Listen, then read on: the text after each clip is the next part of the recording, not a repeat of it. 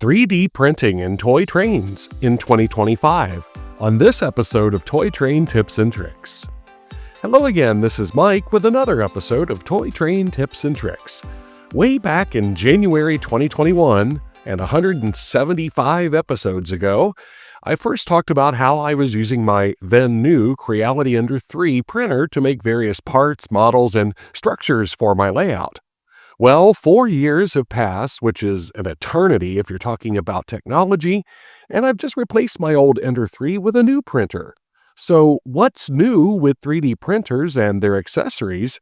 And if you have not tried this tech for your railroad, is 2025 the year you should give it a try? Back in 2021, I was just getting started with this whole YouTube thingy, and I was in a different home working on a different layout, and I decided to take a plunge into the world of 3D printing.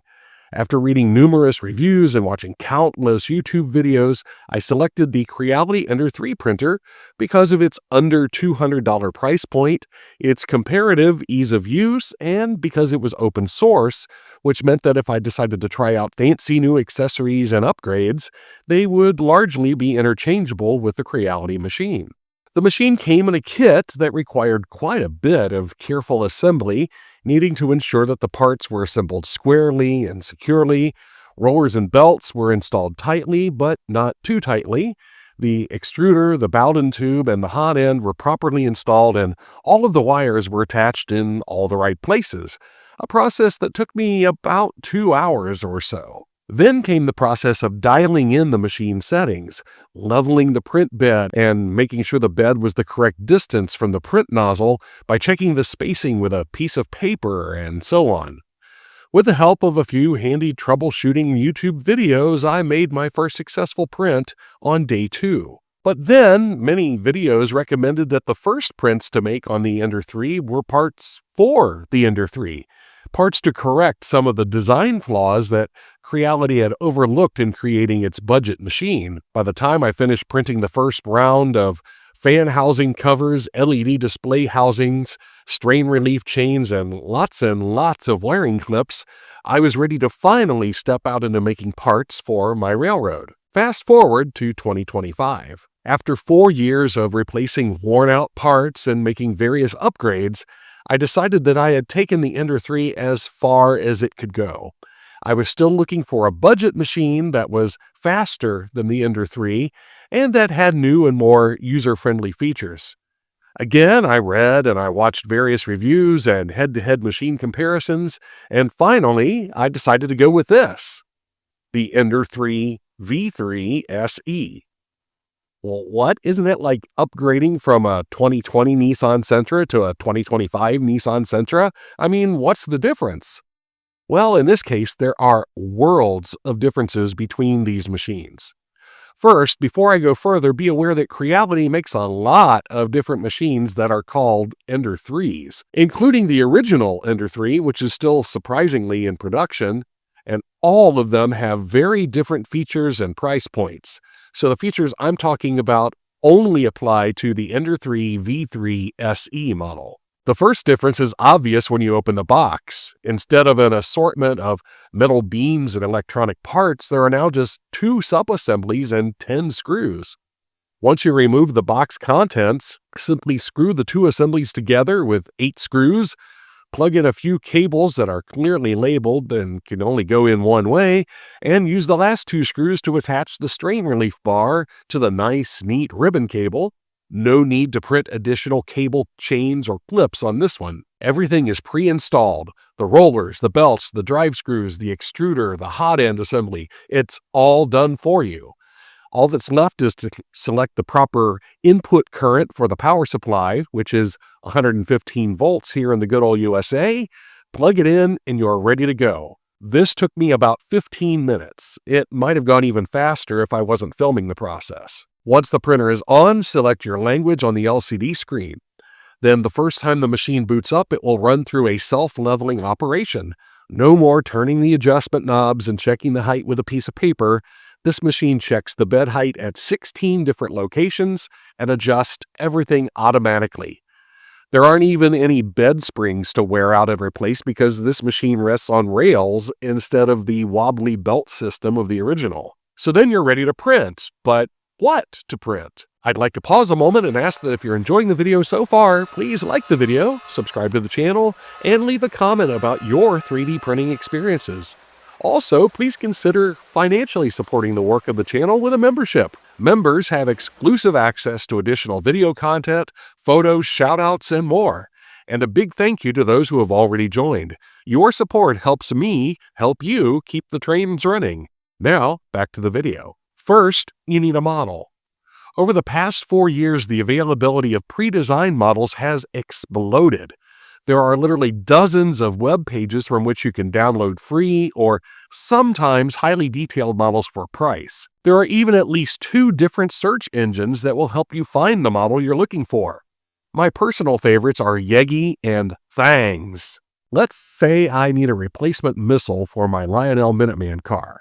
So I go to Yegi and I select free in the options because I'm cheap, and I type Lionel missile in the search box. There I find 3 options. Actually, they're all the same model posted to 3 different free download sites. I select the one on Thingiverse and check to make sure that it's the model that I want. Then I download it to my hard drive. Oh, and be aware that these sites usually offer more than just models for the common FDM or fused deposition modeling type 3D printers. There are also models that work better, or sometimes exclusively, with resin-type printers. These printers can produce very highly detailed models, but they're a bit more expensive, and there's the need to handle chemicals. Since they're so different, I'm not dealing with them in this video. Just be aware that some of the models you might see may require significant modification in order to print on a standard 3D printer. So I found my model, but I'm not ready to print yet. First, I need to run the model through a slicer program. A slicer takes the model and creates a set of instructions for the printer to use to make my model. Where to place the print head on the base, how hot to make the plastic, how hot to make the print bed, and so on. There are many good slicers out there, and most are free. Creality has a free slicer with download instructions on the included flash drive, and there's nothing wrong with using it. Ultimaker Cura is used by most 3D hobbyists, as it's free and open source with a large community of users designing and sharing new features and updates. I've been using Cura for years and I prefer its interface and the ability to fine-tune the printing options. And the latest update for Cura includes a profile for the Ender 3 V3 SE, so I can simply select it and the slicer knows the basic parameters and baseline print settings for my machine.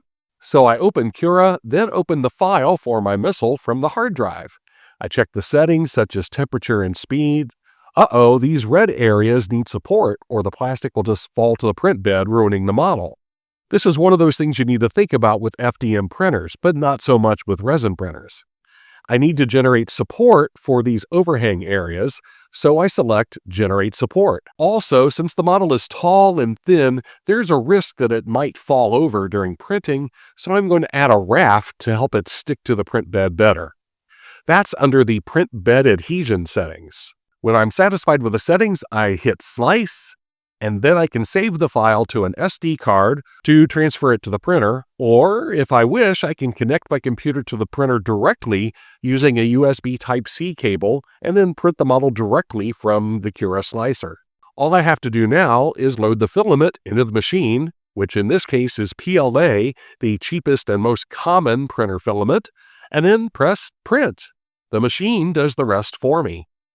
A few hours later, voila! A new missile for my launchers. I just need to do a little filing on the rough edges and it's ready for launch. And that's the best difference between this machine and my old Ender 3. The V3 SE can print models 3 to 5 times faster than the old machine with equal or even better quality. On the old machine, this missile would have been an overnight print rather than just a few hours. What else can I make? Remember that Menards covered hopper with the missing discharge tube? I designed a basic replacement using a simple modeling program called Tinkercad. There are dozens of great free and low-cost modeling and CAD design programs available, so it's a matter of choosing what's most intuitive for you. Tinkercad is not a true CAD program, but it's literally so easy to use a child can use it. In fact, it's used by many elementary school students across America and adult hobbyists as well. It works by adding or subtracting basic geometric shapes to create a model. And I find that it works quite well for most of my train-related designs. In this case, all I need is a long cylinder with two slightly larger caps on the end. I used calipers to measure the original model and created the necessary design. Then I downloaded the finished project as an STL file for Cura to slice. On my printer, this model was finished in about 15 minutes. How about my Lionel RS3 with the broken handrails? For this, I used a mix of both processes. I found a design for Jeep 38 handrails on Thingiverse. I printed a test version and found that the overall dimensions were spot on for my needs. I loaded the design into Tinkercad, and then I made the handrails thicker to better match the existing Lionel handrails. I added a flat plate along the bottom for mounting the handrails to the model. It took about 15 minutes for each set to print. I just needed to add some black paint and then glue them in place. My model is as good as new. Here's another example. This Marx work caboose came in an assortment of stuff I just purchased, but the cab is missing. Searching through Yegi, I found a neat HO scale model for a work caboose with a bay window. Quite unique, but it's in HO scale. How can I make this work? I loaded the HO model into Tinkercad, then, checking the measurements of the Marx flat car, I adjusted the width of the model. I measured the height of a Marx cupola-style caboose and adjusted the height accordingly. Then I measured the original glue marks on the Marx model to determine the length of the cab. I made a few tweaks to make the smokestack more Marx-like, and I checked the fit of the roof. Then it was ready to download and print. And here it is. A little sanding on some rough edges was necessary, but otherwise just a coat of paint and glue it in place. And now I have a unique Marx work caboose. And that's just a sampling of what I've printed in the first 3 days of assembling and running my new Ender 3 V3 SE. Oh, and links to the models I printed can be found in the description on this video. The art of 3D printing has advanced amazingly since 2020. Today's entry-level machines like mine now include features that were only available in expensive industrial-grade machines just 5 years ago, if they were available at all, even at that time. The learning curve for entry into the 3D printing world has all but vanished. Machine maintenance has decreased exponentially with automatic bed leveling, automatic Z-axis adjustment, and other improvements. Printer speeds are now amazing. The slow back-and-forth motion of older machines has been replaced by the zip-zip of newer, faster print heads. And while they're faster, they're also more precise as the stability of the machines has improved too. Even the noise level has been significantly reduced, with the loudest part of these new printers being the cooling fan rather than the whine of the stepper motors like before. And the price? Well, the original Ender 3 is still priced where it was in December 2020, at around $180 retail. So how much more is this new, improved version? As of the publishing of this video, the Ender 3 V3 SE is listed at $229, but I've seen them occasionally on sale for under $200 for a more reliable, easier to use, faster, and higher quality machine.